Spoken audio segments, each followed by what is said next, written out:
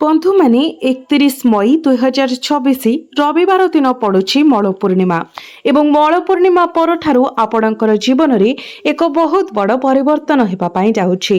आपण जानिले खुशी हेबे जे एही जून मासरे आपणकर दुख चिंता भय दारिद्र्य एवं ऋणरू आपण मुक्ति पाइबे जहा वर्ष वर्ष धरी आपणकर जीवन को जर्जरित करि आसीछि। आपणकर दीर्घ दिन धरी अटकी रहितिबा भाग्यर द्वार अप्रत्याशित भाବରେ खोलिबाकु जाउछि। आपण जो मानसिक शांति खोजुछन्ते ताहा एबे एही मासरे आपणकर द्वार देशरे ठक ठक करुछि। तथापि सतर्क रुहंतु, आपणक पक्षरु गोटिए छोटिया भूल मध्य एही जून मासरे आसीबाकु थिबा खुशी को नष्ट करि पारे। तेणु भिडियोटी को आपण शेष पर्यंत देखंतु जहा फଳରେ आपण संपूर्ण विषय वस्तु को बुझी पारिबे। तेबे भिडियोटी रे आगो को बढ़िबा पूर्वरु आपण माने भिडियोटी को लाइक करी चैनल टी को सब्सक्राइब करि दियंतु एवं कमेंट बॉक्स रे भक्ति एवं श्रद्धार सहित जय श्री विष्णु जय मां लक्ष्मी अवश्य लिखंतु।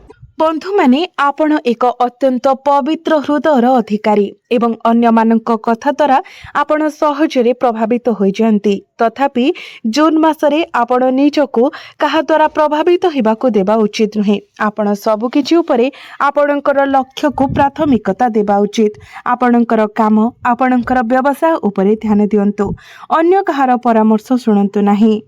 आपण केवल आपणकर निजर लक्ष्य आड़क बढ़िबा पई चेष्टा करंतु। आपणकर समय केवल आपणकर काम एवं व्यवसाय पई उत्सर्ग करिबा उचित, कारण यह आपणकर वृत्तिगत अभिवृद्धि एवं क्यारियर उन्नति पई एक सुवर्ण समय।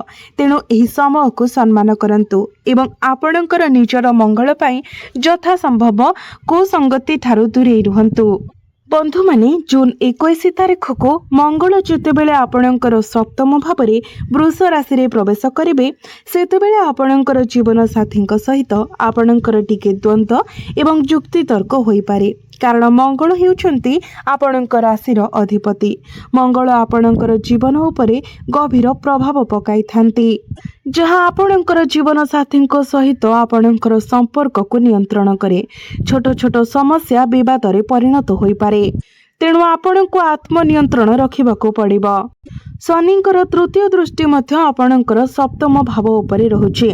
तेणु जो माने वर्तमान एक पार्टनरशिप बिजनेस करूछन्ते किंबा व्यक्तिगत किंबा वृत्तिगत से माने एही समय अतिरिक्त सतर्कता अवलंबन करिबा उचित।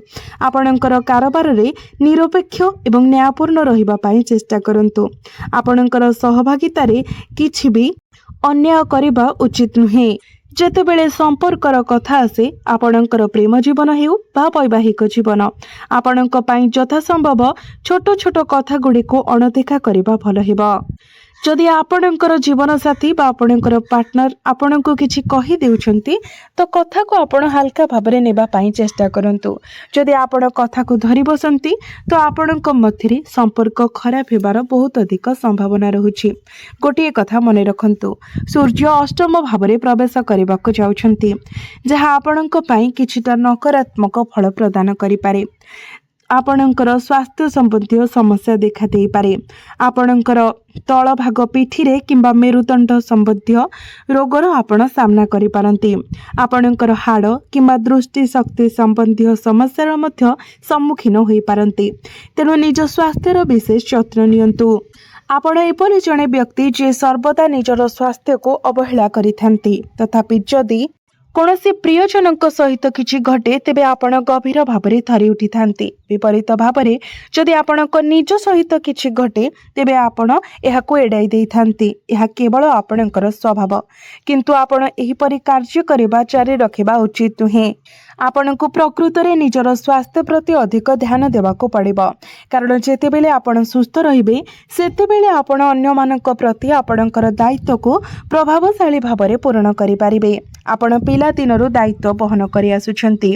आपण क्वचित निज स्वप्न उपरे ध्यान देइछन्ती। बारंबार जेतेबेले आपणक पई किछि महान हासिल करिबा किंबा आपणकर व्यक्तिगत स्वप्न पूर्ण करिवार सुजोग आसे सेतेबेले किछि घरोई संकट किंबा पारिवारिक समस्या अनिवार्य भावरे आसी जाए, जहां आपणकर स्वप्न को परित्याग करने एवं दायित्वर भार नेबाको बाध्य करिथाए।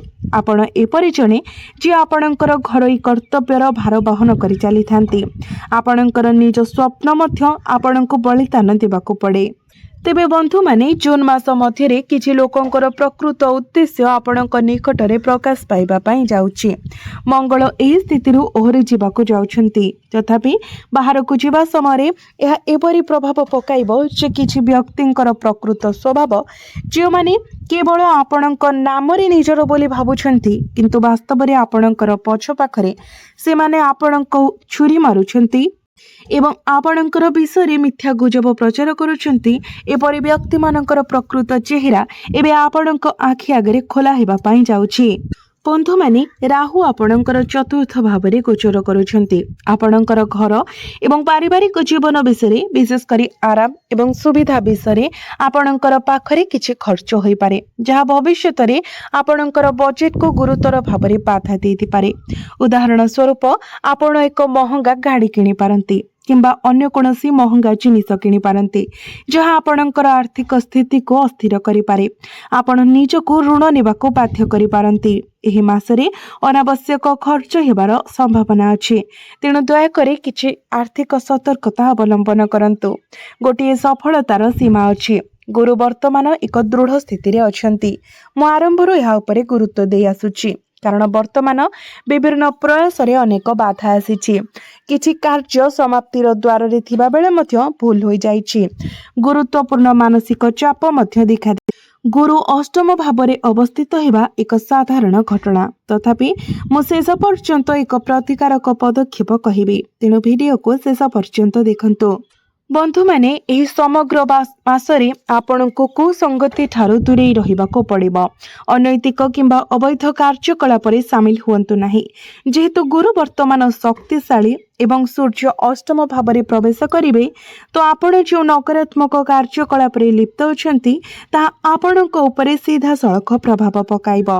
तेनु यथासंभव कुसंगति एवं अनैतिक कार्य ठारू दूरेई रहंतु। आपण जदि यानवाहन चलाउछंती तो एही समय कहा सहित झगड़ा करंतु नाही। मने रखंतु मंगल वर्तमान शक्तिशाली प्रभाव पकाउछंती। मंगल हेउछंती आपणक राशिर अधिपति एवं से आपणको खूब शीघ्र एग्रेसिव करि दैथांती। आपण हठात क्रोधर प्रकोप अनुभव करंती। तेणु आपण निज भितरे संयमता रखंतु, धैर्य रखंतु, निज भितरे आत्मनियंत्रण बजाय रखंतु। नचित एही मास सारा विवाद एवं कलहरे फसी रहिबार संभावना अधिक रहुछि। पड़ोशी मानक सहित यथासंभव द्वंद्व ठारू दूरेई रुहंतु। जेकोसी जुक्ति तर्क ठारू आपण दूरेई रुहंतु। जेते पारिबे निज भितरे संयम बजाय रखंतु। तो बंधु माने आपणको एही सब पदक्षेप गुडी को मानिबाको पड़िबो। एही सब परामर्श गुडी को आपण निश्चित भाबरे पालन करंतु। नचित आपणको जीवन रे जो समस्या आसीबो ताहा आपणको भोग करिबाको पड़िबो। एबे आसंतु जानिबा किछि प्रतिकार विषय जो प्रतिकार करिबा द्वारा अशुभत्व गुडी को कम होई आपणको अधिक मात्रा रे शुभ फल प्राप्ति हेबो। तो बंधु माने आपण प्रत्येक शनिवार दिन कोनोसी गरीब व्यक्ति को सहाय्य करबा पई चेष्टा करंतु जे प्रकृत रे निस्सहाय एवं जीविका अर्जन करबा को असमर्थ। जहा पई आपण प्रदान करिथिबा जे कोनोसी सहायता प्रकृत रे लाभदायक एवं मूल्यवान हेबो। आपण एही प्रकारर व्यक्ति को सहाय्य करबा उचित। ताहा टंका माध्यम रे हेउ, खाद्य सामग्री आकार रे हेउ किंबा कोनोसी औषध हिसाब रे हेउ। जदि व्यक्ति असुस्थ अछंती सेमानंको आवश्यक औषध संग्रह करी जोगाई दियंतु। किंतु आपणकर यथा संभव आपणकर आर्थिक स्थिति अनुसार आपण सहाय्य करंतु। आपण जदि एही प्रतिकारटी करूछंती तो अष्टम भावरे थिबा सूर्य आपणक पई जो नकारात्मक प्रभाव देउछंती ताहा कम होई जिवो। एहा व्यतीत आपण प्रत्येक दिन सकाळु शीघ्र उठी उदित सूर्य को तंबा पात्र रे जल अर्पण करंतु। से जल रे किछि अक्षत एवं किछि सिंदूर एवं हळदी मिसाई अर्पण करंतु। एहा आपणकर अष्टम भावरे थिबा सूर्य को बलवान बनाइबो एवं नकारात्मक प्रभाव को कम करिबो। एहा व्यतीत क्यारियर दृष्टिकोणरू एही मासटी उत्कृष्ट। प्रतियोगितामूलक परीक्षा पई प्रस्तुत हेउथिबा व्यक्ति विशेष मानक पई एहा अत्यंत अनुकूल मास। तेणु आपण आगको बढ़ंतु। आपणकर प्रयास एवं प्रस्तुति जारी रखंतु। ଏହା ବ୍ୟତୀତ ଏପରି ସମ୍ଭାବନା ଅଛି ଯେ ଆପଣ ହଠାତ୍ କୌଣସି ଅପ୍ରତ୍ୟାଶିତ ଉତ୍ସରୁ ଭଲ ଖବର ପାଇପାରନ୍ତି। କାରଣ ଯେତେବେଳେ ଆପଣଙ୍କର ଭାଗ୍ୟର ପ୍ରଭୁ ବୃହସ୍ପତି ଅନୁକୂଳ ସ୍ଥିତିରେ ଥାନ୍ତି ଏବଂ ଶୁକ୍ର ମଧ୍ୟ ଏହା ସହିତ ସମାନ ହୋଇଥାନ୍ତି, ସେତେବେଳେ ଆପଣଙ୍କର ଭାଗ୍ୟରେ ଏକ ଗୁରୁତ୍ୱପୂର୍ଣ୍ଣ ମୋଡ଼ ଆସିଥାଏ। 10 କିମ୍ବା 100 ପ୍ରୟାସ ପରେ ପୂର୍ବରୁ ଯେଉଁ କାର୍ଯ୍ୟଗୁଡ଼ିକ ସଫଳ ହୋଇନଥିଲା ତାହା ଏବେ ଗୋଟିଏ ପ୍ରୟାସରେ ସଫଳତାର ସହ ସମାପ୍ତ ହୋଇପାରେ। ତେଣୁ ଆପଣଙ୍କର ପ୍ରସ୍ତୁତିକୁ ଜାରି ରଖନ୍ତୁ, ଆପଣଙ୍କର ପରିଶ୍ରମ ବଜାୟ ରଖନ୍ତୁ। କେବଳ ଏହା ମନେ ରଖନ୍ତୁ, ଶନି ବର୍ତ୍ତମାନ ଆପଣଙ୍କର ପଞ୍ଚମ ଭାବରେ ଗୋଚର କରୁଛନ୍ତି, ରେବତୀ ନକ୍ଷତ୍ରରେ ଗୋଚର କରୁଛନ୍ତି। ତ ଅଟକି ରହିଥିବା କାର୍ଯ୍ୟଗୁଡ଼ିକ ଆପଣଙ୍କର ସମାପ୍ତ ହେବା ପାଇଁ ଯାଉଛି। ତେଣୁ ଏହା ଆପଣଙ୍କ ପାଇଁ ପ୍ରକୃତରେ ଭଲ ଖବର। ଜୁନ୍ ମାସରେ ଏପରି ପରିସ୍ଥିତି ପ୍ରକାଶ ପାଇପାରେ ଯାହା ଆପଣଙ୍କର ଅଭିଜ୍ଞତାକୁ ବଢ଼ାଇବ, ଆପଣଙ୍କୁ ଭିତରୁ ଅଧିକ ଶକ୍ତିଶାଳୀ କରିବ। ଏହା ଆପଣଙ୍କର ଭବିଷ୍ୟତକୁ ପରିଷ୍କାର କରିବ, କାରଣ ଏହି ସମୟ ସମ୍ପର୍କର ଆବଶ୍ୟକୀୟ ଛାଇ ପାଇଁ ମଧ୍ୟ ଏକ ସମୟ ଭାବରେ କାର୍ଯ୍ୟ କରିବ। ଯେଉଁମାନେ ପ୍ରକୃତରେ ଆପଣଙ୍କର ଜୀବନରେ ରହିବାକୁ ଚାହୁଁଛନ୍ତି ସେମାନେ ରହିବେ, ଯେତେବେଳେ କି ଆପଣଙ୍କର ଆତ୍ମା ପାଇଁ ଅପରିଚିତ ବ୍ୟକ୍ତିମାନେ ଆପଣଙ୍କ ଠାରୁ ଦୂରେଇ ଯିବେ। ଏହା ପ୍ରକୃତରେ ଏକ ବହୁତ ଭଲ କଥା। ଗୁରୁ ଆପଣଙ୍କର ନବମ ଭାବରେ ପ୍ରବେଶ କରିବେ, ଆପଣଙ୍କର ଭାଗ୍ୟ ଭାବରେ ପ୍ରବେଶ କରିବେ, କର୍କଟ ରାଶିରେ ଉଚ୍ଚସ୍ଥ ହେବେ। ତ ଆପଣଙ୍କର ଭାଗ୍ୟ ଅତ୍ୟନ୍ତ ଶକ୍ତିଶାଳୀ ହୋଇଯିବ, ଯାହାଫଳରେ ସର୍ବନିମ୍ନ ପ୍ରୟାସରେ ମଧ୍ୟ ଆପଣ ଏବେ ଗୁରୁତ୍ୱପୂର୍ଣ୍ଣ ଉନ୍ନତି ଏବଂ ସଫଳତା ହାସଲ କରିବା ପାଇଁ ଯାଉଛନ୍ତି। ଥରେ ଆପଣଙ୍କ ପାଇଁ ବନ୍ଦ ହୋଇଥିବା ଦ୍ୱାର ବର୍ତ୍ତମାନ ଖୋଲିବାକୁ ଯାଉଛି। ପୂର୍ବରୁ 90% ଅଟକି ରହିଥିବା କାର୍ଯ୍ୟଗୁଡ଼ିକ ଏବେ ସହଜରେ ସମାପ୍ତ ହେବା ପାଇଁ ଯାଉଛି। ତେଣୁ ବନ୍ଧୁମାନେ ଏହି ସମୟର ସମ୍ମାନ କରନ୍ତୁ ଏବଂ ଏହାର ସର୍ବାଧିକ ଲାଭ ଉଠାନ୍ତୁ, କାରଣ ଗୁରୁ ଆପଣଙ୍କର ଭାଗ୍ୟ ଭାବରେ ଉଚ୍ଚସ୍ଥ ହେବେ।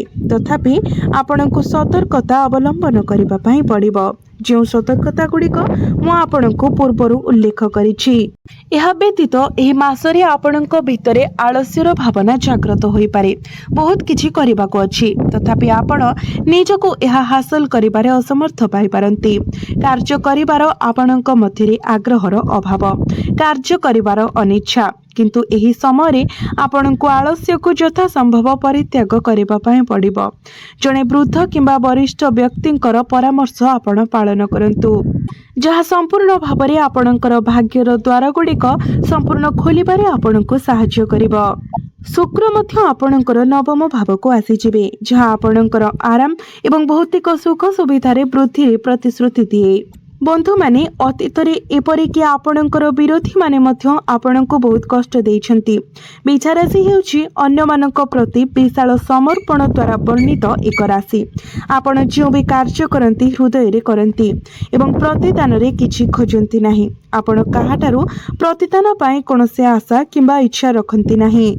କିନ୍ତୁ କ'ଣ କରାଯାଇପାରିବ, ଆପଣଙ୍କର ନିଜର କିଛି ଅଭ୍ୟାସ ଅଛି ଯାହାକୁ ଆପଣଙ୍କୁ ବଦଳାଇବାକୁ ପଡ଼ିବ। ଆପଣ ଅନ୍ୟମାନଙ୍କ ପାଇଁ ଯେତେ କାମ କରନ୍ତି, ପ୍ରତି ବଦଳରେ ଆପଣ କିଛି ପାଇବାର ସମ୍ଭାବନା କମ୍। ତେଣୁ ଏହି ମାସରେ ଆପଣ ନିଜ ପାଇଁ ଟିକେ ବଞ୍ଚିବା ପାଇଁ ଚେଷ୍ଟା କରନ୍ତୁ। ଆପଣ ଅନ୍ୟମାନଙ୍କ ପାଇଁ ବହୁତ ଦିନ ଧରି ବଞ୍ଚିଲେଣି, ଏବେ ନିଜ ପାଇଁ ବଞ୍ଚିବାର ସମୟ ଆସିଛି। ଆପଣ ଯେତେ ପ୍ରୟାସ କରନ୍ତୁ, ଆପଣ ପ୍ରତି ବଦଳରେ କିଛି ପାଇବେ ନାହିଁ, ଏହା ଏକ ତିକ୍ତ ସତ୍ୟ। ଯଦି ଆପଣ ଏହି ବାସ୍ତବତାକୁ ଗ୍ରହଣ କରନ୍ତି, ତେବେ ଏହା ହିଁ ସର୍ବୋତ୍ତମ ହେବ। ଜୁନ୍ ମାସ ଆପଣଙ୍କ ପାଇଁ ଏକ ପ୍ରକୃତରେ ଆଶୀର୍ବାଦ ପ୍ରମାଣିତ ହେଉଛି।